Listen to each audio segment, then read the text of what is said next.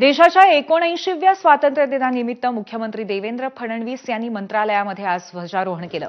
मुंबई पोलिसांकडून विशेष सलामी दिली जाते, मात्र यंदा मध्य प्रदेश पोलिसांकडून पथसंचलन करून सलामी देण्यात आली।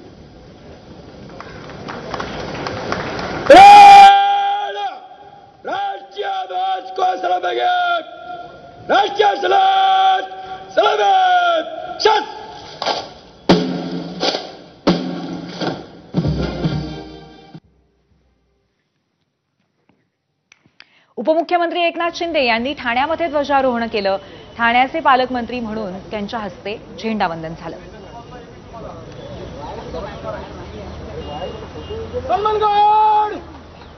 राष्ट्रीय ध्वज को सलामी देंगे, राष्ट्रीय सलामी।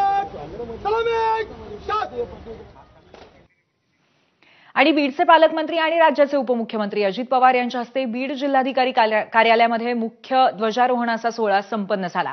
स्वातंत्र्य दिनाच्या निमित्ताने आयोजित कार्यक्रमाला जिल्ह्यातले मान्यवर, अधिकारी, कर्मचारी, विद्यार्थी तसंच नागरिक मोठ्या संख्येने उपस्थित होते। यावेळी जिल्ह्यातील विविध क्षेत्रातील उत्कृष्ट कामगिरी करणाऱ्या व्यक्तींचा सत्कारही करण्यात आला।